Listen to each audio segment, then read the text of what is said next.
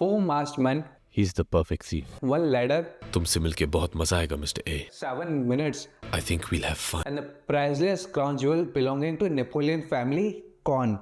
A hunt is underway for thieves after priceless jewels were stolen from one of the world's most famous museums, the Louvre in Paris. Law enforcement are still trying to find the people responsible for stealing some priceless royal jewels. This isn't some movie plot. On October 19, 2025, the Louvre Museum in Paris, the most visited museum on earth, was robbed in a broad daylight, while thousands of visitors and tourists were still inside. And here's what nobody's talking about. The security failures that led to this could happen at any major museum, including the ones in India. By the end of this video, you will exactly know how they pulled it off, why the stolen jewels may already be destroyed, and what this means for the heritage protection worldwide. I'm a janitor at the Louvre. The artwork that I clean, they're worth millions. Next Friday, our foundation will put a necklace up for auction. The necklace belonged to Marie Antoinette. We're gonna steal it. In the next few minutes, you will discover the genius disguise trick that let these thieves walk up to the second floor window in the middle of the Paris without anyone suspecting a thing.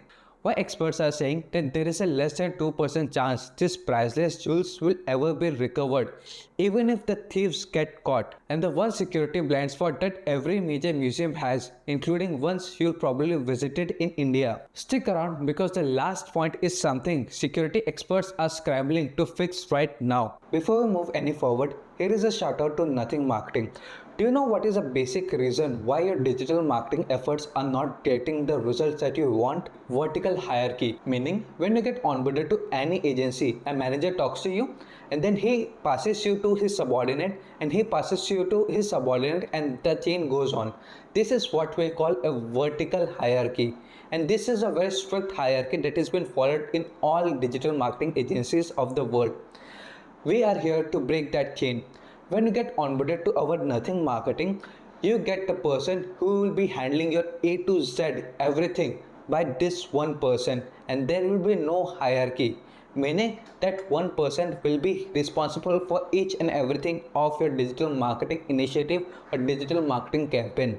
And that person, like me, would be from the top base schools of this country, meaning you get access to the top talent of this country directly for your business without hiring him. This is a reason why we have delivered such awesome results in America, Australia, Canada, Middle East, India. So if you want to get the top talent of this country directly working on your business, and if you have a budget of more than 75,000 per month retainer, then we can help your business grow like anything. So click on the link below to get in touch with us on WhatsApp or our website and get the help you need for your business. With that, let's resume to our video. Before we get into how this heist went down, we need to understand what Louvre actually is. Because calling it just a museum is like calling the Taj Mahal just a building. The Louvre welcomed 8.7 million visitors in 2024 alone.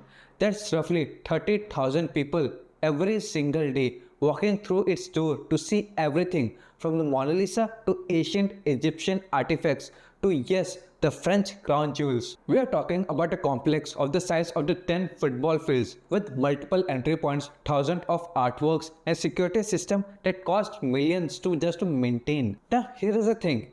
Museums like Louvre actually exist because of a fundamental promise that humanity's greatest treasure should be accessible to everyone, not locked away in a vault. But that accessibility creates vulnerabilities. The more open you are to the public, the more entry points criminals can exploit. And on that Sunday morning in October, 4 thieves have proved just how vulnerable even the most prestigious museum really is. Here's what thieves understood that most people don't.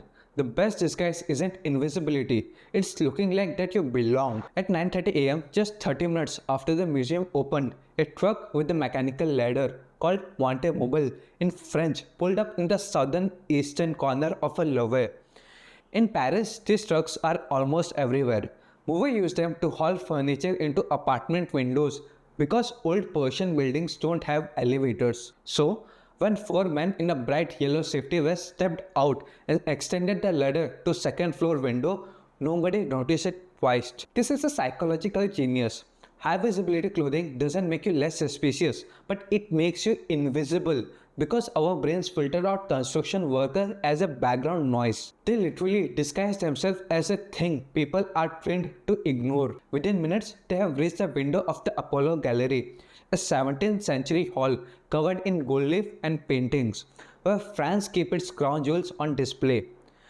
They pulled out their angle grinders, those handheld power tools that can cut through almost anything, and slice straight through the reinforced glass window. So when security were focusing on the main entrances, attackers exploit the perimeter vulnerabilities.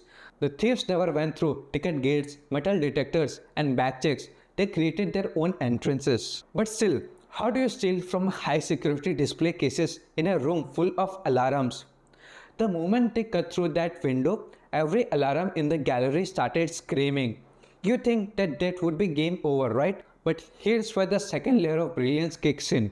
Speed beats security if you move fast enough. The thieves knew exactly which display cases to target. No wandering around, no hesitation. Straight to two specific cases labeled Napoleon's jewels and French crown jewels. They use the same angle grinders to shatter the reinforced glass, and here's the key detail.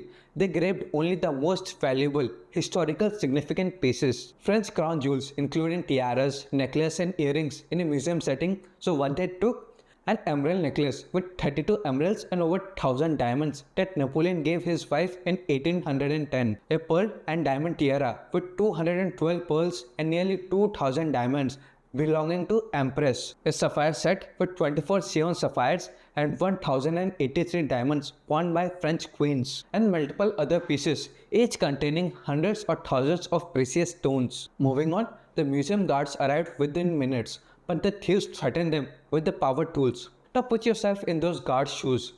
You are facing 4 masked men with spinning angle grinders, and there are hundreds of tourists in your building. So, your job isn't to die protecting jewelry, it's to protect people. Why? Because it's France and not India, and people's life actually matter there. Not just some jewelry, people's life matter for the government. So from reach to the escape, 7 minutes total, 4 minutes inside the gallery, then down the ladder to 2 accomplices waiting on a high-powered Yamaha scooters and vanishing into the Paris traffic. So what was the whole trick? Response time is everything. No matter how good your alarms are, if criminals can complete the job before security physically intervenes, the alarms are just noise. But what would happen to the stolen jewelry that is too famous to sell? Now here's where the story gets dark. And this is the part that should worry everyone who cares about cultural heritage. These crown jewels are priceless. The French government won't even estimate their value because they are irreplaceable pieces of history. But that creates a paradox for the thieves. How do you profit from something so recognizable that no collector would ever buy it? The simple answer, you destroy it. Arthur Brand, one of the world's top art criminal investigators, told the media that police have about 1 week before these jewels disappear forever. After that, the gold gets melted into untraceable bars. The diamonds, emeralds and sapphires get recut into the different shapes and sizes. And suddenly, the fragments of the Napoleon's crown jewels are sitting in a random jewelry store around the world with nobody knowing their true origin. An American jewelry expert put it perfectly. The public imagines a black market is a shadowy alley. But for the most of the stolen jewelry, the black market is the mainstream market. And that's terrifying. Unlike stolen paintings, which everyone would recognize, like the Mona Lisa that was stolen before from the same museum, jewelry can be dismantled and legitimized in plain sight. The recovery rate of a stolen jewelry is less than 2%. Compare that to the stolen cars or even stolen paintings, you would realize why jewelry heists are so devastating. Once it's broken down, it is gone forever. So in conclusion, jewelry requires fundamentally different security than paintings. You need not just alarms or guards, but systems that can delay access long for the intervention. That may be multiple layers of reinforced glass, fog system, and even time delay mechanism. And here's a concern for the whole world. If Louvre can be robbed, what about everywhere else? And here's a question that museum directors worldwide are asking right now. If thieves can outsmart the Louvre in 7 minutes, what does this mean for the smaller museums with fraction of the budget? Maybe the reason why French Justice Minister admitted publicly, we failed. He didn't sugarcoat it. A truck parked on the public street in a broad daylight, thieves cutting through the windows while tourists are inside. That's not a heist, that's a catastrophic security breakdown. And it gets worse. The Louvre was mid-renovation, which created a temporary vulnerabilities. Construction zones, contractor access, and temporary barriers. All of these are security blind spots. But here's the thing, every major museum goes through renovations. Delhi National Museum, Kolkata's Victoria Memorial, Mumbai's Chhatrapati Shivaji Maharaja, Vastu Sangrahalaya, all undergo restoration work that creates similar risk. After Louvre heist, museums across the Europe immediately renewed their security protocols. In India, the Kolkata Museum specifically cited the Paris robbery as a wake-up call to reassess their own vulnerabilities. Think about what we stand to lose: Mughal-era jewelry, Asian sculptures, freedom struggle artifacts, royal collections. A study found that Indian museums are highly vulnerable to both natural disasters and criminal attacks. If it can happen to the world's most visited museum with a state-of-the-art security, it can practically happen anywhere. That is why security isn't a one-time setup. It's a continuous process. During renovation, during staff shortages, during high traffic period, vulnerabilities shift. Museums need an adaptive security that accounts for challenging conditions. As I'm recording this, the 4 thieves are still out there. French police have assigned over 16 detectives in the case. Interpol has been alerted. Surveillance footage is being analyzed frame by frame. Even if they catch the criminals tomorrow, experts believe that jewels themselves are already being broken down. The emerald necklace Napoleon gave to his wife, the diamond tiara worn by Empress, pieces that survived French Revolution and the 2 world wars and 200 years of history destroyed in a matter of days for quick cash. The heist exposed 3 brutal truths. Physical barriers aren't enough. The Louvre has reinforced glass, alarms, guards, and it still took thieves only 7 minutes. Second, response time is more important than detection time. Knowing you are being robbed doesn't help you if you can't physically stop it before the thieves escape. And third, jewelry is uniquely vulnerable. Unlike paintings or sculptures, precious metals and stone can be destroyed and transformed, erasing their history forever. So finally, the real question is, are museums willing to make the hard changes needed to prevent the next heist? Or will we keep reacting after our heritage has already been gone? That is all in this case study of MBA-fied. I know this is out of character for us as this is not a usual business case study, but this is an important security case study which can affect the art world in entirety. So please like and subscribe for more such interesting content and case studies. And don't forget to subscribe as your subscription gives us the motivation to continue with it. See you soon.